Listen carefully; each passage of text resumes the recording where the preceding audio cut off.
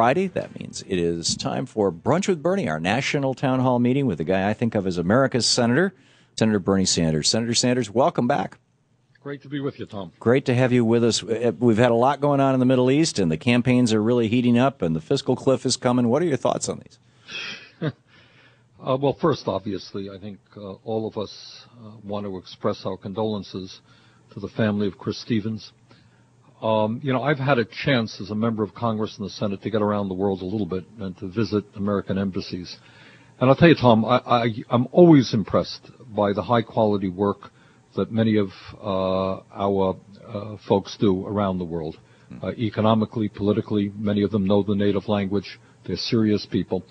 And obviously it is a tragedy when one of them loses, more than one of them, when a number of them lose their lives to just a horrendously brutal and attack. So our hearts go out to those families. In the United States now, there is, right back home, we are in the midst of a very serious campaign, one of the more important elections in my lifetime. And I think the one point that I would like to make to listeners is I think many of us get turned off by campaigns. We get turned off by media superficiality. We get turned off by the negative advertising and the huge amount of 30-second ads, especially in the battleground states. But I think in the midst of all of that, we have got to understand how important this election is about. And I think, if you ask me, Tom, what I think the most important characteristic of this particular election is about is the degree to how far right the Republican Party has gone. The Republican Party today, I think it is fair to say, has become a right-wing extremist party funded by a small number of billionaires like the Koch brothers, Sheldon Adelson, and a handful of others, and appealing to a very, very extremist base. And, we see every day what their beliefs are. And sometimes the media does not pay as much attention to that reality as they should. But for a start, I think everybody knows, and the media has recently reported, that the middle class in this country continues to shrink. Poverty remains at over 46 million Americans, some 15% of our population, while the very wealthiest people continue to do phenomenally well, and the gap between the people on top and everybody else grows wider.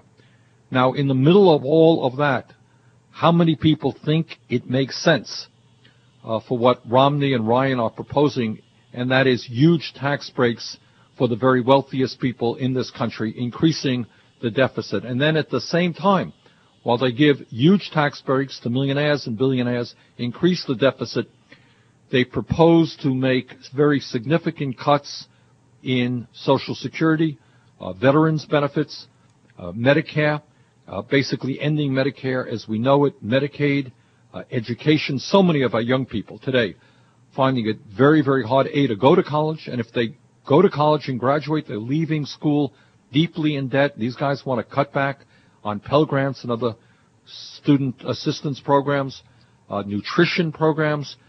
Sometimes it is easy to forget, but millions of people today are struggling to put food on their tables. Senior citizens, people trying to take care of kids, and they want to cut back on nutrition programs. So I think that is not what America is about, and that's what extremism is about, giving tax breaks to the people who need it the least and cutting back on programs desperately needed by people who are struggling today is not, in my view, what America is supposed to be about. But it's not just the economy. If you look at issues like women's rights, I understand in my state and all over this country there are differences of opinion about abortion, but I don't think that there are terribly many Americans who agree with the plank in the Republican platform which says that if you're a woman, and if you were raped, that you must have the rapist's baby, must have it, because they want to bring forth a constitutional amendment to force women to have a rapist baby, even if it means the health or the life of that woman. And that is Tom, what extreme is about. And then you have an issue like global warming. 98% of the scientists who have written peer-reviewed articles on climate change believe, A, that global warming is real, B, that it is significantly caused by human activity, and C, that it is already causing serious damage to our planet. If the Republicans gain control over the Senate, the senator who will be chairman of the Environmental Committee, which has jurisdiction over global warming, is Senator Jim Inhofe of Oklahoma.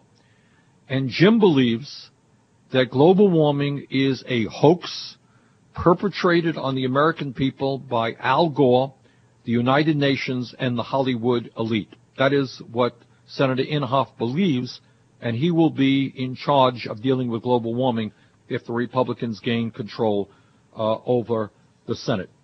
So where we are right now is with a party, the Republican Party, that has moved very far to the right on economic issues, in my view, very much beholden to the wealthiest people in this country and the largest corporations. They have moved very, very far to the right on social issues, certainly including women's rights, very far to the right on environmental issues, including global warming. And if that party wins the White House, if that party gains control over the Senate, I worry very, very much about the future of this country. When we have 50 million Americans today who have no health insurance, what we have to do is go beyond the Affordable Care Act and do what the rest of the industrialized world does and say that health care is a right for all of our people. What these Republicans want to do is end the Affordable Care Act and make massive cuts in Medicaid, which would throw millions of children off of health insurance and make middle-class people suffer, because people may not know it.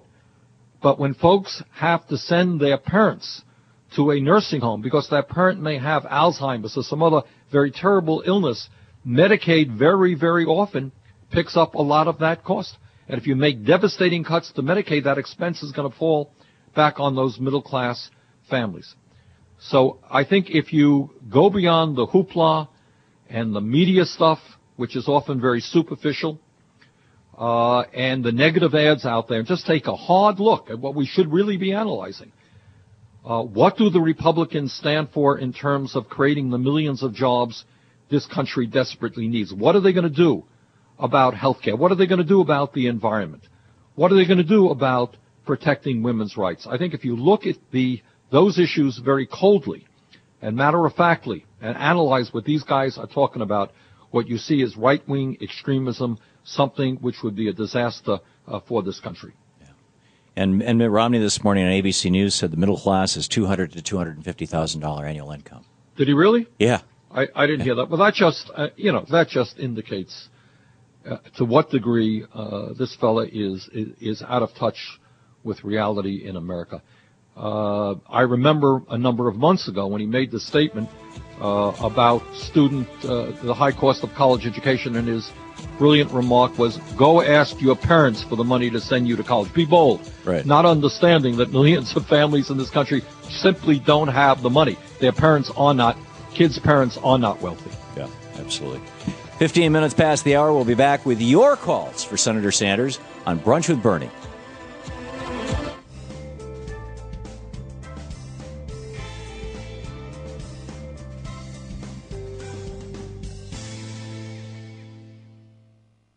And welcome back. Thom Hartmann here with you. And Senator Sanders still on the line with us, right? Right here. Yes, right okay, here. Great. Mary in Bernie, Texas. You are watching Free Speech TV on Dish Network. You are on the air with Senator Sanders. Did you say Bernie, Texas?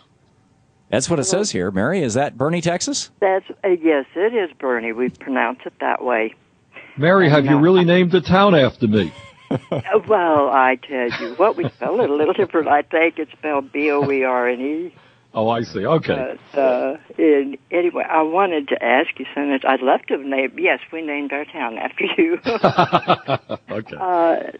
Senator, everybody knows, I think, every thinking person knows that Romney cannot get elected without a crooked count like Ohio, for did for Bush. But if that happens, they can't afford to lose. So what can we do if that does occur? And I'm so worried about that part of it. I don't know what we can. Are you talking about election? Mary, let me respond to you in a couple of ways. Mary from my hometown of Boerne, Texas, I guess. Mary, my main concern, Tom and I on this show over the years have talked about voting machines, and I think he and I, and Tom, you correct me if I'm wrong, kind of agree that we should be old-fashioned and conservative and go back to paper ballots. Yeah, that's what I'm in favor of. And I agree with you. I just, there's no reason to take a chance. The vote that we cast is the most significant manifestation of our democratic society, and every voter should be 100% sure that that vote is going to be counted accurately. And with some of these sophisticated machines, you have not only the potential for dishonesty, but you also have mistakes, unintentional mistakes. So I think that other countries, I think Canada does a very good job in counting its votes. They do it rapidly, and they do it by paper ballot. So I would prefer to go back to that direction. But Mary's question is, are we concerned about this election? And I'm sure the Obama people are. And I am sure, Mary, that you're going to see a zillion lawyers out there in every questionable precinct in America making sure that the votes are counted accurately. But I'll tell you the second issue, Mary, that also concerns me, which is even more disgraceful, and that is the very intentional effort on the part of Republican governors and legislatures to impose and bring about voter suppression, making it harder and harder for low-income people, for senior citizens to cast their ballots. And they do this by coming up with the belief, which is a false belief, that voter fraud in this country or voter impersonation in this country is a serious problem, when in fact it is not. Thank God it is not. And as I've said many times, anybody who engages in voter fraud, voter impersonation, should be punished very seriously. That is a serious crime. But that does not exist very much. And I think everybody who understands politics understands what Republicans have done. I think in Pennsylvania, a leading Republican there indicated after passing this legislation that he was pretty sure that Romney would be able to carry that state. So what we have got to do is focus on that issue and make sure that we undo, and there have been some good court rulings in the last couple of weeks, make sure that in America everybody who wants to vote is able to vote without having to overcome unfair hurdles.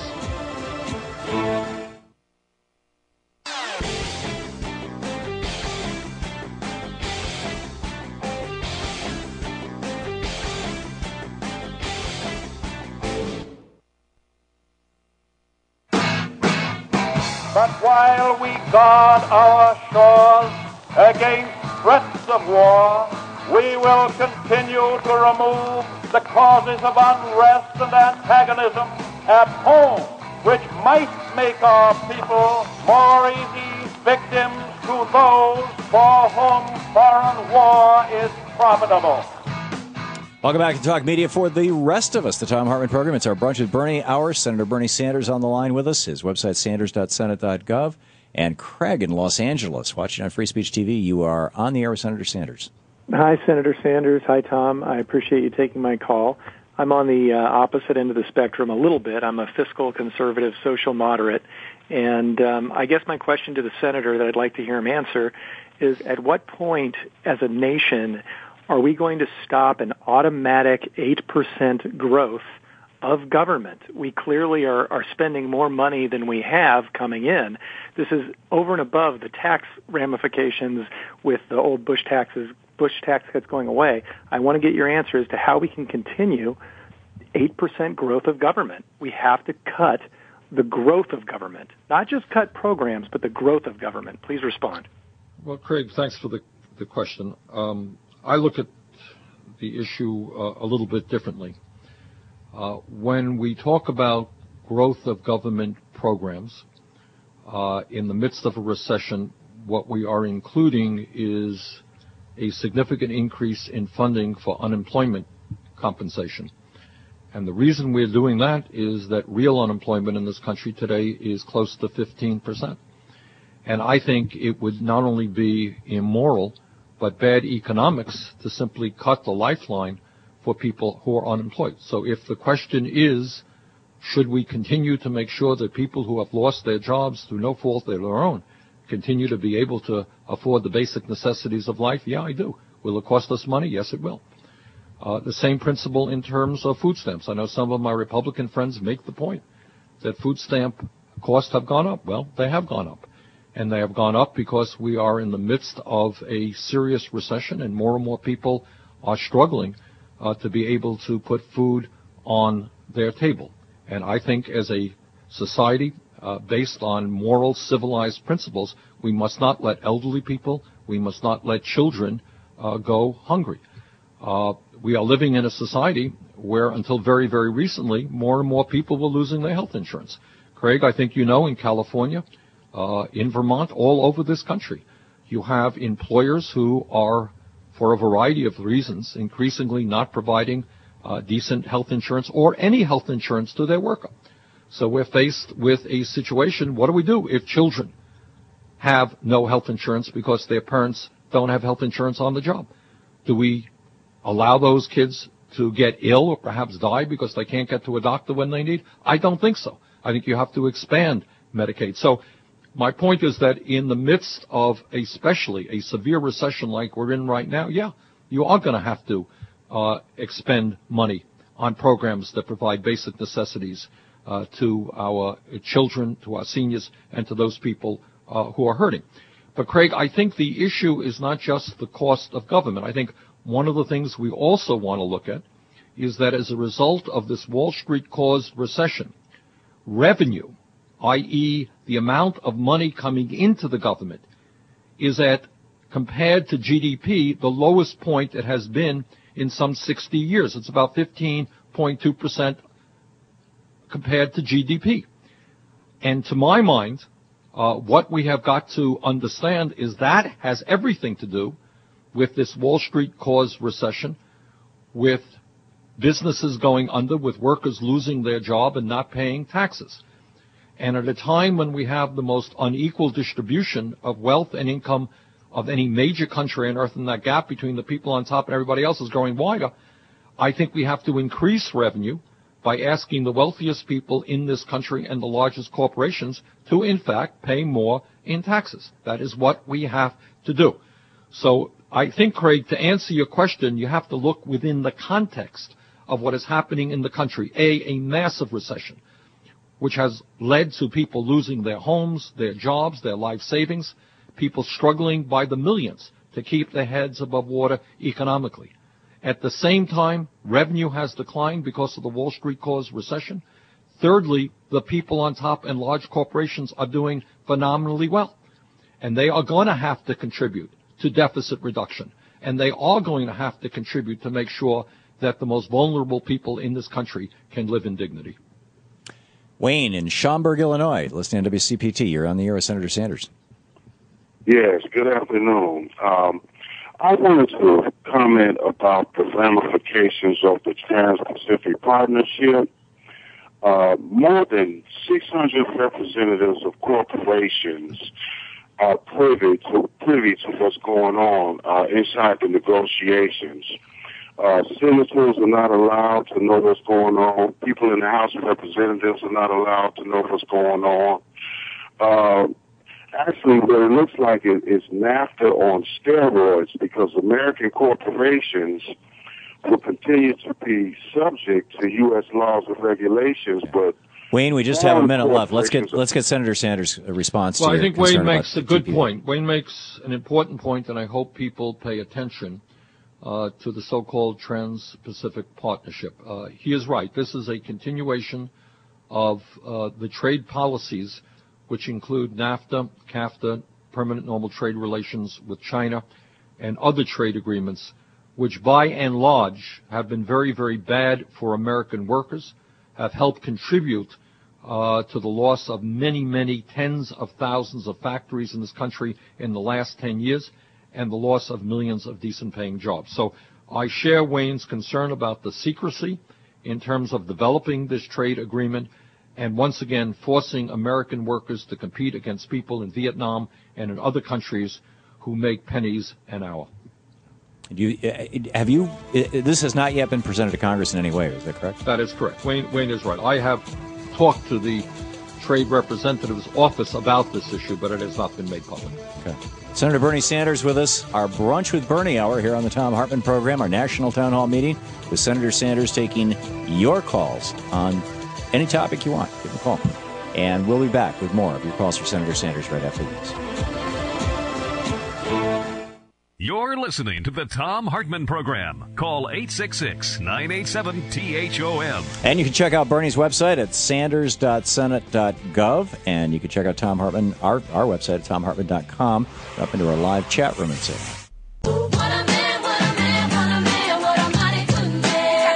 Welcome back to the program that's fair and only slightly unbalanced. Thom Hartmann Program. And Senator Bernie Sanders is with us. It is our Brunch with Bernie hour. Taking your calls in our National Town Hall meeting. Frank in Port Charlotte, Florida, you are on the air with Senator Sanders. Frank? Hello? Hey, Frank, you're on the air with Bernie. Bernie. Senator How are you, Bernie. Frank? I just love you as an independent. I want to thank you very much for your service. But do you remember when Paulson and Benerick went before Congress and cried those big tears? I remember it very well. Yeah, and then they got their money and they gave it to the banks, and Paulson told the banks they had to take it, whether they wanted it or not. And then when the banks got the money, they held on to it, and they haven't put out a dime to help those people who were talking about toxic mortgages. This is what it was supposed to be for. Well, why didn't somebody in Congress see this? Why didn't they notice that Benerick and Paulson were lying through their teeth? Well, Frank, some of us did notice what was going on, and some of us, including myself, voted against that bailout. And some of us today are fighting for real Wall Street reform, which would include, among other things, fundamental changes in the way the Fed does oversight over Wall Street, and also breaking up the largest financial institutions in this country, which today have too much power and too much money. I think, Tom, I'm glad Frank asked that question, because it is my absolute belief that we are not going to create the economy this country needs. We're not going to save the middle class in this country unless we deal with Wall Street. And right now, Wall Street is a world unto itself, and an enormously powerful world, where 6 of the largest financial institutions have assets equivalent to 2/3 of the GDP of the United States, over $9 trillion. 6 financial institutions led by J.P. Morgan Chase. They write half of the mortgages and 2/3 of the credit cards. And they have so much money, and they have so much power, that when you talk about the relationship between Wall Street and Congress, it is not, trust me, Congress that regulates Wall Street. It is much truer that Wall Street regulates Congress and has enormous power over Congress through lobbying efforts and campaign contributions. Bottom line here is Wall Street has incredible amounts of money. The demand must be that our financial institutions do, as Frank just suggested, get the money out into the productive economic sector, where businesses need money to expand, produce products, create services, and create jobs. And what we have got to do is end the gambling casino that is Wall Street, where through incredibly complicated and often illegal behavior, they make money only for themselves. They are not part of the productive, real economy that helps us create the jobs we desperately need. So I would say to Frank that as somebody who took on Alan Greenspan And Robert Rubin, during the Clinton years, when they told us how great Wall Street deregulation was, who voted against this Wall Street bailout, who has proposed probably the most significant Fed reform legislation, who wants to break up these large financial institutions. I do have a sense of what's going on. But right now we've got to rally the American people into understanding that if Wall Street remains as it is today, an island unto itself, interested only in its own profits, not concerned about the rest of our economy, we are not going to rebuild the middle class of this country. Lee in Duval, Washington, listening on Talk 1090 in Seattle. You're on the air with Senator Sanders. Hello, Bernie and Tom. How you guys doing? I want to talk about some real money here, Bernie. How about $2.3 trillion that Donald Rumsfeld talked about on September the 10th? And on September the 11th, apparently the wing of the Pentagon that was struck by the plane, missile, whatever it was that hit it, was the accounting department that was investigating the missing funds. And so I was wondering if the Congress is investigating that, plus the $8.8 or $10 billion, whatever is missing from in cash that was missing from Iraq. I want to know if Congress is on the trail of these, or if they just let these things go because the neocons just don't want to be bothered. The neocons who are now reconstituted in the U.S. Azerbaijan Chamber of Commerce, too, by the way. Could you let me know if Congress is on the trail, or are they just letting this money disappear? Well, Lee, thanks for raising that issue. My recollection, and it's interesting, Lee is right in saying that Rumsfeld, the day before 9/11, was speaking about, as I understand it, Lee, the enormous waste and unaccountable funds within the Defense Department. The Defense Department has a budget of $700 billion a year. And frankly, they don't have the accounting capability and the computers to tell the American people where that money is going and how it is being spent. I can tell you, as somebody who has investigated aspects of that problem, that we know that in warehouses around this country, there are billions and billions of dollars of spare parts that the military will never use. They're not needed. Just billions of dollars that were ordered and will never be used. We also know, and we've investigated this, it's a point that Lee didn't make, that virtually every major defense contractor has been engaged in fraud against the United States government and the Defense Department, or has reached settlements with the Defense Department and paid significant fines. We also know that there, time and time again, when defense contractors make bids for defense systems, they grossly underestimate what the project ends up costing, and they make far more than they had originally proposed to make. So Lee's point is a very important point, especially when we look at deficit reduction. And Lee, what I would say to you is that right now, despite the fact that we've seen a tripling of defense spending since 1997, and we're now spending almost as much money as the rest of the world combined on defense, you have folks, certainly in the Republican Party and some Democrats, who think we need to spend even more on defense. And I think that makes no sense at all. So Lee's point is exactly right. Right now, we do not know. We do not have a strong accounting system within the Department of Defense. And second of all, we have every reason to believe that there is an enormous amount of waste and duplication. And that is an issue that I and others are looking at. But it ain't so easy to get all the facts.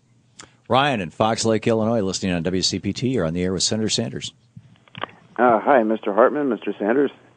It's a pleasure to be on the air with both of you. I have agreed with almost, or pretty much everything that Mr. Sanders said from the beginning until now. My question is don't you think it's equally important for the election of Congress members or congressmen, or if not more important than the election of the president?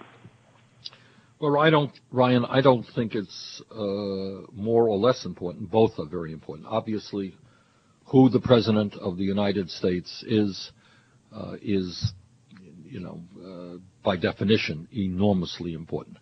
On the other hand, it is equally important that we have a strong and progressive House of Representatives and a strong and progressive United States Senate. I would hope very much, let me take that question to move into another area of great importance, and to say that what concerns me is that our right-wing friends and our Tea Party friends pay a whole lot of attention to candidates and to elections. And in fact, I think one has got to congratulate the right wing in this country, who in the last 10 years have moved the Republican Party from what I would call a right-center party into a right-wing extremist party. On the other hand, I think progressives do not get engaged in the political process about who is elected to the House, who is elected to the Senate, in anywhere near the degree that the right wing does.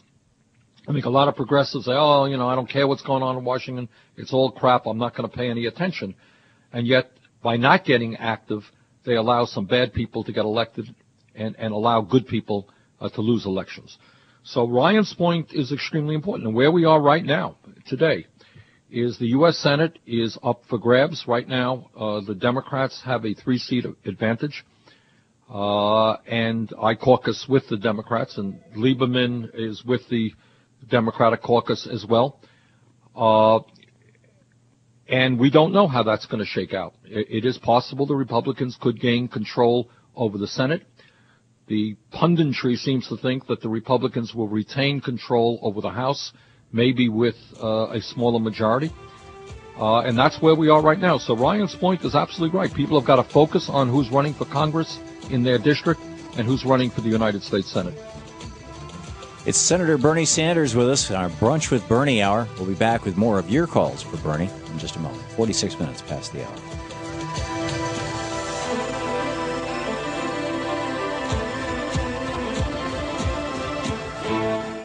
You're listening to the Thom Hartmann Program. Visit ThomHartmann.com for audio and video archives. And you can check out Bernie's website over at sanders.senate.gov. Be right back with more of your calls for Bernie.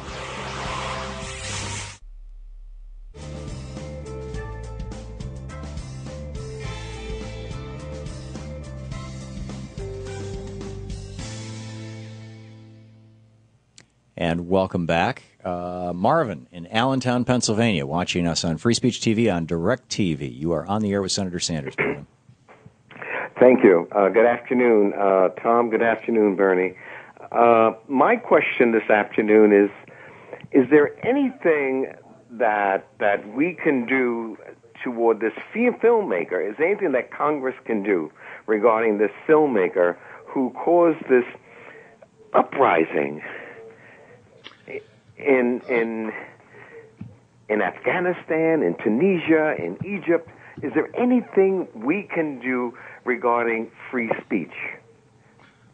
Well, I mean, I'm old-fashioned, but I happen to believe in free speech. I think that anybody, any filmmaker, any individual who makes horrendously derogatory comments or films about another person's religion is stupid and is behaving in a terrible way. And it should not be done. But I don't think it's the function of the United States government to outlaw filmmakers in what they produce because it offends people. And I got to tell you, Marvin, that my own view is I think this is kind of a pretense for what, that's the excuse maybe being given. But I think for a variety of reasons, some rational and some not quite so rational, there's a lot of ferment in many of these countries. People are living on a few bucks an hour. They may be disappointed in what their governments have been doing, and they're expressing their outrage, in this case, toward this stupid and pathetic film. But it's not my view that the United States government should be telling people what kind of films they can or cannot be made. But I think we should make it clear as a people that to be insulting other folks because they have a different religion than we do, or insulting their religious leaders or their beliefs is very brutish and unacceptable behavior. Bruce in Elma, Washington. You're on the air with Senator Sanders. Thanks for Hello, watching Free Mr. Speech Sanders. This is Bruce in Elma, Washington. When I was in college, I took a semester of contracts, and I learned during that semester that undue influence was a contract breaker. So I'm wondering why we're allowing these super PACs to use undue influence to direct the elections. Bruce, I think your question is better directed to the United States Supreme Court, which 2 years ago made an incredibly stupid ruling, one of the worst rulings in the history of our country, and they determined that a corporation was a person and entitled to First Amendment rights in terms of campaign spending. And the result of that Citizens United decision, and by the way, I have a constitutional amendment in to overturn that decision, has been that people like the Koch brothers and Sheldon Adelson and others, we've documented now about 23 billionaire families spending at least $250,000 on this election, and I think that number is very, very conservative because a lot of the money comes in without disclosure. What these guys are doing is saying, well, we own coal companies and we own oil companies and we own gambling casinos. We want to own the United States government. And that's what Citizens United has allowed them to do, and that's why we must overturn that horrendous decision. Thank you. Senator Bernie Sanders with us. It's our Brunch with Bernie hour here on the Thom Hartmann Program. More of your calls for Bernie right after this.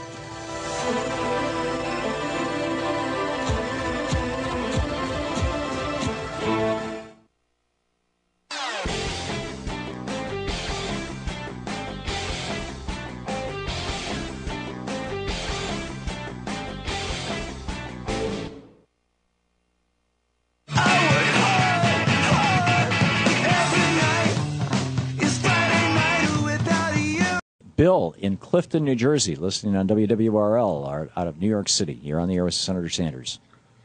Yes, hello. My question is, given that the best way to bring revenue right now is to drop all the Bush tax cuts on everybody, and to put back some middle-class tax cuts like that were taken away by Reagan, like being able to deduct interest on personal loans and credit card interest. People are being killed with 20% card interest. Why can't they write that off? And the other one was if they could write off their entire mortgage, principal and interest, that would be great for the housing business. Well, Bill, I think what you're really talking about is coming up in general with a tax system that is fair and that is progressive, and which says that when we have the top 1% of this country owning 41% of the wealth, while the bottom 60% own 2.3% of the wealth, that maybe we should be moving toward a more progressive tax system.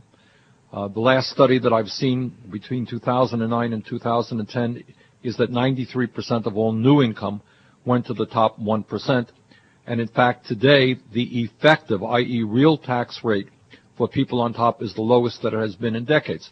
So I think what we do need to do, both in terms of fairness for the middle class and in terms of deficit reduction, is to come up with a progressive tax system. Now, I don't agree with you, Bill, that we should end all of the Bush tax breaks. I think if you tell the middle class today that they're going to have to pay substantially more in taxes at a time when many folks have seen a decline in their wages and in their family income, in some cases have lost their jobs, I think that would be a painful slap at millions and millions of people.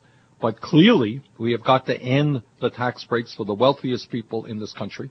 We must do away with the situation where you have 1/4 of profitable corporations today paying nothing in taxes and other very, very profitable corporations paying extremely little, where we're losing about $100 billion every single year because of tax havens in the Cayman Islands and Bermuda, where these corporations stash their money to avoid taxes. So bottom line is we need a tax system which protects the middle class, which starts asking the wealthiest people in large corporations to start paying their fair share of taxes. And that's the kind of progressive tax system that some of us are fighting for. Reginald in Houston, Texas, watching on Free Speech TV and Dish Network. You're on the air with Bernie. Senator Sanders. Hey, Tom, I wish you well in your wellness. And speaking of wellness, the senior citizens who are desperately in need of a cost of living raise, and it was a couple of years before they just got one this year. They're having to pay for their medical and the food and utilities out of this year, and I haven't seen Congress or the Senate address this at all. And they'll be turning around and asking these people for their vote, and they're in the dire needs, living in third world conditions. And I wonder, since yesterday we had the 9/11 2 days ago, with all the incidents that happened, the oversights and no accountability, is that worth having an investigation, like Great Britain did? Because, we have these militia groups going on, we got hate groups, we got divide and conquer. And I wonder if we could come together as a repentant nation, maybe we'll get favor from God back on that. Can you address those two issues, Bernie? Well, Reginald, you've asked me a lot. Let me go back to the COLA issue. And Reginald is exactly correct. In the last 3 years, just this last year, seniors have gotten a COLA. I think it was around 3%. The previous 2 years, they got no cost of living adjustment, right. And the previous 2 years, they did not get a cost of living adjustment. Now, I want to say two things to you, Reginald. Understand that right now, not only are many members of Congress, certainly the Republicans and some Democrats, not only are they not looking at ways to make sure that seniors get a fair COLA, which reflects their increased expenses, often on health care and prescription drugs, what they want to do is cut COLAs through a concept called the chain CPI, which would reformulate COLAs and result in seniors having significantly smaller COLAs than is currently the case. I have introduced legislation that would do exactly the opposite, that would say to seniors that the needs of seniors' purchasing habits are different than 18-year-olds and should not be lumped together. People, when they're 70 and 75, are not buying flat-screen TVs and computers and iPhones. What they are buying is prescription drugs and health care needs. And those costs have gone up, while many other costs have gone down. We need a segregated index for seniors to look at exactly what they are spending money on, and that's legislation that I've introduced as part of the Older Americans Act. Bernie, we have about a minute and a half left. I'm not sure it's enough time to bring in a call. Well, let's try one more, Tom. Maybe we'll make it. If you have one, do you have one on the... Sure. There's a whole bunch of them here. Dave in Murphy's, California. You're on the air with Senator Sanders. Hi, Bernie, and thank you for your citizenship and helping stoke one of the most informative shows in America. I have one statement question, a quick short one. Since we see the Republican Congress making laws which give them their own socialized medicine while complaining about Obamacare, writing laws that give tax breaks to mega corporations that pay no taxes, and taking super PAC dollars-free elections, since Congress gives themselves immunity to profit from insider trading, speculating on Wall Street, hence no energy policy, and since most of all Congress has no children in the military, is it reasonable to believe many of the Republican Congress are treating their elected jobs as self-serving private practice rather than honorable public service? And Bernie? When did economic... I think I've got we're just about out of question, time. Dave. I would look at it a little bit differently. And some of what you said is actually not accurate. Bottom line here is, and the most important issue that we have got to focus on is the degree to which big money controls the political process in this country and the degree to which candidates and incumbent politicians are dependent upon big money to get elected and end up having to do their bidding, the bidding of big money, rather than the middle class and working families of this country. That is, to my mind, the defining issue in terms of what's going on politically in America today. Right on the button. Bernie, thanks so much for being with us this hour. Thank you, Tom.